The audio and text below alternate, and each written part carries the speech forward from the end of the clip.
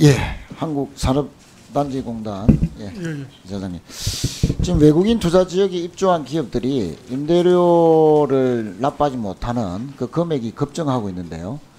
13년도에는 5개 기업이 13억 정도인데 작년에는 미납기업이 26개에다가 미납 금액이 무려 84억 5천만 원을 넘어가고 있습니다. 약 한 3, 4년 사이에 6배 이상 급증한 건데 알고 계시죠? 예. 그런데 국내 기업이 입주하는 국가산업단지의 미납기업은 액수가 한 3억 6천 19개 기업. 그러니까 비교하면은 엄청나게 지금 외국인 투자 지역에서 미납 금액이 급증했다 알 수가 있습니다. 근데 이제 이런 그 기업들이 주로 이제 조선과 관련된 기업이고 또 산업위기 지역, 그 대불공단이나 사천 이런 지역에 있어서 뭐 감안할 요소가 없는 것은 아니지만 그렇다 하더라도 미납기업 26군데 중에서 2곳을 제외하고는 임대료가 모두 5%입니다. 다시 말씀드리면 기업이 임대토지의 가격만큼 외국인 투자를 유치 못한 기업이 주로 절대다수가 이렇게 미납금이 이제 밀려 있는데, 자 그러면 외국인 투자를 유치 못한다는 것은 기술적인 문제가 있든지 자금적인 문제가 있든지 하여튼 문제가 있어서 그런 거 아니겠습니까? 예. 또 내용을 따져보면 이들 기업들이 파산이나 경매, 소송, 사실상 정상적인 기업 활동이 불가능한 업체가 대다수라서 미납 임대료를 받을 수 있을지도 지금 의문인 상태인데요. 천안의 A기업은 미납액이 8억, 사천의 B기업은 9억이로 이게 미납액이 대단히 큽니다. 또 26군데 중에서 4곳을 제외하면 대다수 업체가 보전금이 미납금보다도 적습니다. 자, 그래서 이사장님 이 취득가의 1% 외국인 투자 유치를 제대로 하는 기업에게 5%의 보전금을 하는 것은 뭐 적당하다 이렇게 볼 수는 있지만 취득가 5%를 임대료로 내는 업체들, 외국인 투자 유치를 제대로 하지 못하는 업체들의 5% 보전금은 좀 과하다 하는 그런 지적과 함께 이 외국인 투자를 제대로 하는 우량한 기업들을 유치를 제대로 하는 방향 이것으로 가야 되지 않겠나 보는데 답변을 좀 해주시죠. 예, 뭐 전반적으로 보면은 이제 외국인 투자 유치 노력은 우리가 계속해서 강화를 해야 되겠다고 생각이 되고 특히 국내 고용 창출이라든지 산업 발전에 긍정적인 효과가 있는 기업들은 더 좀 파격적인 조건으로 유치를 해야 된다고 생각이 됩니다.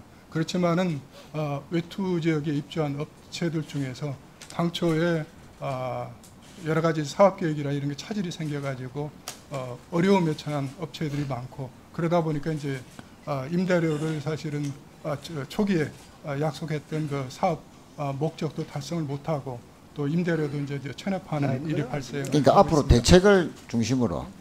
네, 대책은 뭐 저희들이 이제 이것은 좀 외국인 투자에 미치는 영향이라든지 이런 걸 감안해서 현실적으로 이제 그 임대 보증금이 실효적인 효과를 보지 못하는 부분에 대해서는 정부와 협의를 해서 제도 개선 그러니까 미리 또 그 질문 요지도 드렸는데 답변이 그 정도 같으면은 대책이 실제로 지금 없는 것 같은데요.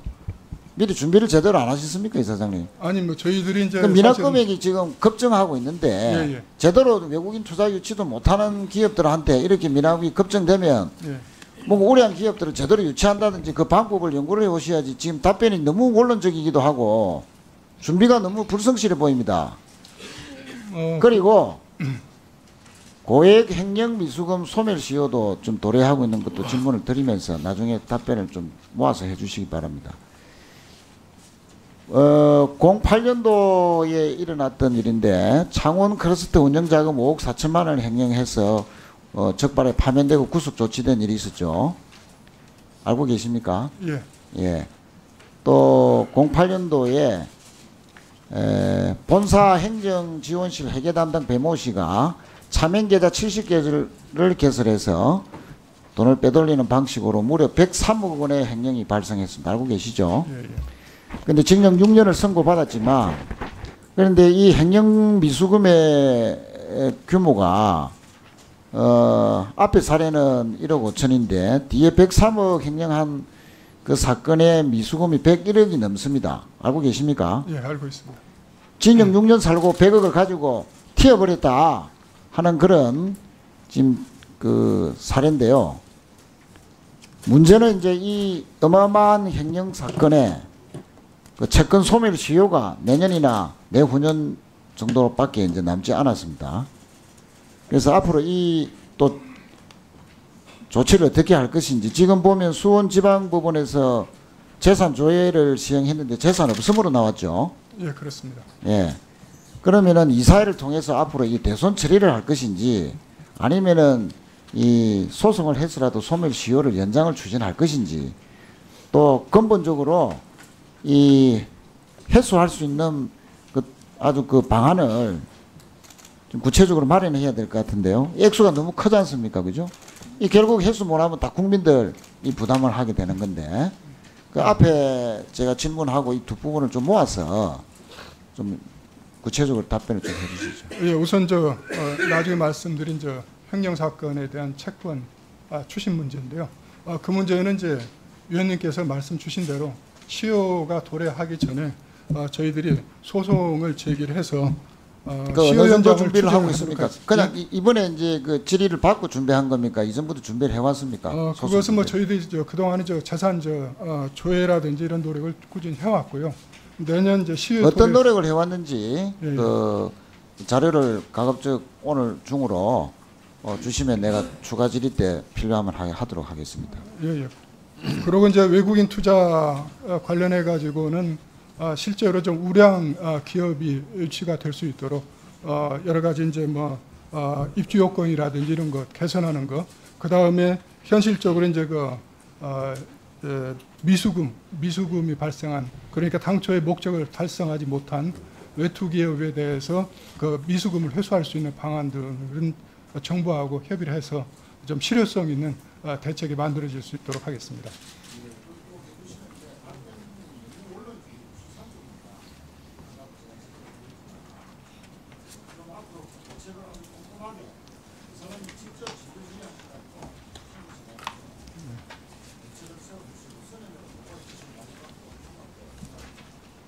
예, 그렇게 하겠습니다. 네, 다음은 존경하는 정유섭 의원 질의하시기 바랍니다.